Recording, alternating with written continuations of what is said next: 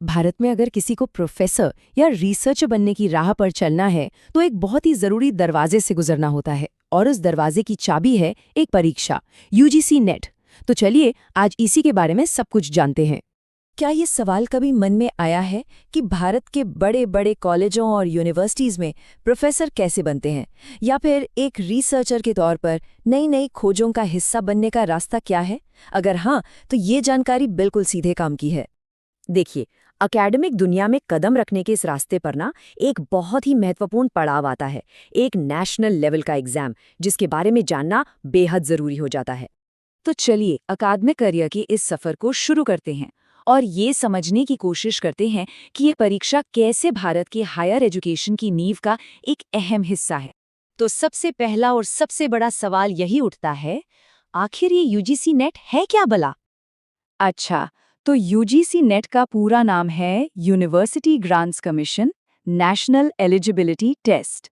अब अगर आसान भाषा में समझें तो ये एक नेशनल लेवल का टेस्ट है जो ये तय करता है कि कोई व्यक्ति भारत के विश्वविद्यालयों और कॉलेजों में पढ़ाने यानी टीचिंग करने या फिर रिसर्च करने के काबिल है या नहीं।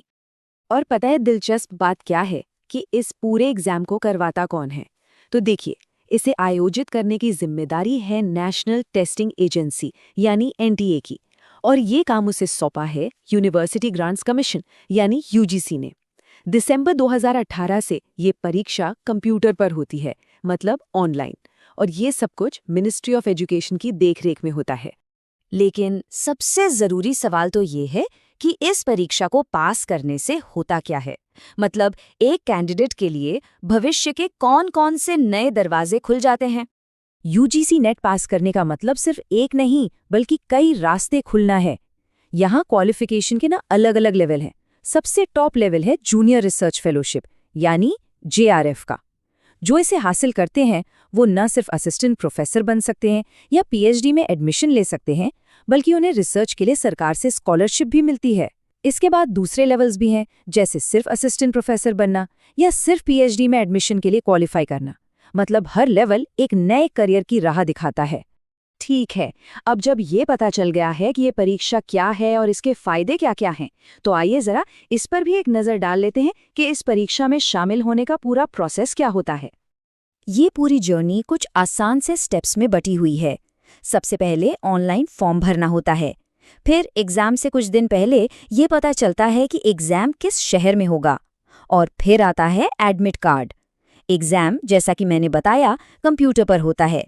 इसके बाद एक प्रोविजनल आंसर की आती है, ताकि अगर किसी को किसी जवाब पर कोई डाउट हो तो वो उसे चैलेंज कर सके। और सबसे आखिर में फाइनल रिजल्ट घोषित होता है, जो कि पूरी मेहनत का फल होता है। लेकिन एक पल के लिए रुकते हैं और सोचते हैं कि आखिर ये एक परीक्षा इतनी महत्वपूर्ण क्यों है? मतलब इंडियन हायर एजुकेशन के पूरे सिस्टम में इसकी क्या भूमिका है? इसका जवाब ये है कि इसे अकादमिक उत्कृष्टता यानी एकेडमिक एक्सीलेंस के लिए एक नेशनल बेंचमार्क के तौर पर देखा जाता है।